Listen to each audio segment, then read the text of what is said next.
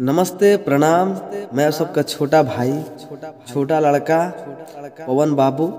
और आज एक नया मकसद बा आप सबके बीच लाइव आवे के। और हमारा आवाज़ से आप सबके पता ही चलत हुई कि हम कौना हालत में बानी। लगभग आज एक हफ्ता हो गए बेड रेस्ट करत करत। ये सर्दी जुकाम, माथा भारी, बुखार, मतलब पूरा अंदर से प्रॉब्लम ही प्रॉब्लम चल रहा है। हमारे भाई लोग गुस्सा हो गई हुई कि भैया वीडियो भी नहीं डाला सर, शायरी हुई पता ना का हो गई बा। कहे का मतलब है कि प्रॉब्लम इहे बा कि हम लगभग एक हफ्ता से बेड रेस्ट में मानी। सर्दी जुकाम बुखार बहुत ज़्यादा मतलब चल रहा बा। आवाज़ फ्रेश होते नहीं है। अभी भी आवाज़ पूरा बेस में बा, भारी बा, मतलब कंट्रोल बा। अभी दवा खिले बानी तो आवाज़ निकला था। आज सुबह वीडियो भी अपलोड ना हो पाइला और वीडियो भी अपलोड भइल बा तब पहले के शूट वीडियो है वो तबीयतें खराब में भई रहे। वो में आवाज़ कुछ सही नहीं है। और दूसर बात की इतना ना मतलब अंदर से कमजोरी फील होता कि भाई बोले के तकले मन नहीं कर। तो रहल बात आप सबसे बतावे के कि भाई के का प्रॉब्लम बा, का दिक्कत बा, आप सबसे बता दी आज वीडियो में लाइव आके। आप लोग जान गए नहीं कि भाई के वीडियो कहीं नहीं था। और बहुत सारा भाई लोग मैसेज कर ले रहा, फोन कर ले रहा, भैया हमारा नाम से भाई बना दो एगो शायरी, हमारा नाम से एगो, मतलब सब लोग बहुत भाई लोग कहे के मतलब है कि तबीयत तो सही होत नहीं है तो बनाई कैसे।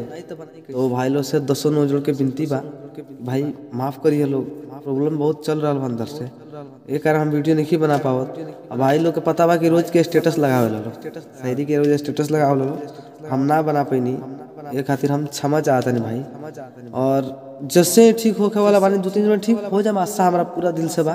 कैसे कि आज हम इंजेक्शन ले चुकल बानी, हम ठीक हो जाए। उसके बाद आप सबके बीच फिर हम एक से एक बेहतरीन से बेहतरीन, अच्छा से अच्छा, सेड से sad song, sorry song, sad शायरी आप सबके बीच हम देवे कोशिश करें। और आप सबसे एक और खबर बतावा तानी कि हमारा अपन ही चैनल है SS म्यूजिक भोजपुरी, जना पर हमारा सॉन्ग चढ़ेला। तो जौन आप सबके बीच हम शेयर भी कैले रहनी है सॉन्ग के, जितना लोग हमारा व्हाट्सएप से जुड़ल बा सब लोग के पास डले रहनी है अपन लिंक। भाई लोग कैसे वीडियो ला ले, एक साल पहले के वीडियो शूटिंग भरे, एक साल पहले, और आज वो अपलोड भैया स्ट्राइक लागे रहे चैनल। एक कारण से स्ट्राइक लगा रहे, SS म्यूजिक भोजपुरी पुरान चैनल रहे, 1 लाख सब्सक्राइबर वाला जो डिलीट कर दिया गए, स्ट्राइक लगा। वही नाम से भी आज भी चैनल बा।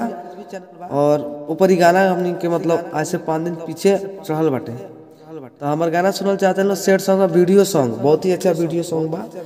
आप लोग एक बार सर्च करिए यूट्यूब पर SS music Bhojpuri, SS music Bhojpuri, और जाइए अपना भाई के बेबिंदास सॉन्ग सुनी और जितना हो सके शेयर करें। और हल बात अपन चैनल क्रेक दिल के, तो रेटिंग बहुत ही धीरा हो चुकल बा, व्यू मिलत नहीं है और वीडियो वायरल होत नहीं है और सब्सक्राइबर ग्रो करत नहीं, यानी हमारा फैमिली तैयार होत नहीं है। तो आप लोग से विनती बा कि जितना जल्दी हो सके 1K सब्सक्राइबर फाइनल करा दिला बस, जितना जल्दी 5 दिन के अंदर में। अभी फिलहाल में मतलब करीब आ गई बानी 1K, लेकिन 5 दिन के अंदर आप सबसे विनती बा कि 1K सब्सक्राइबर पूरा कर लगन।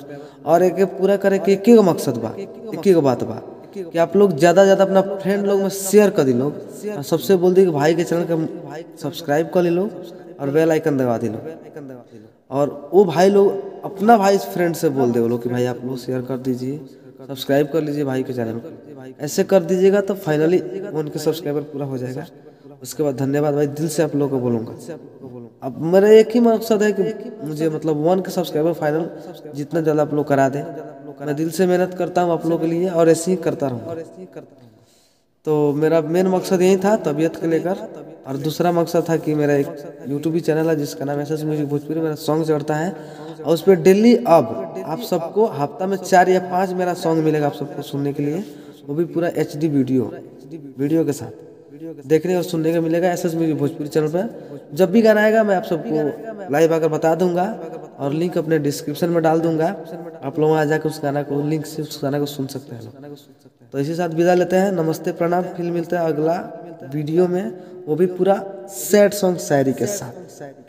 तो जय हिंद, हर हर महादेव, जय माता दी।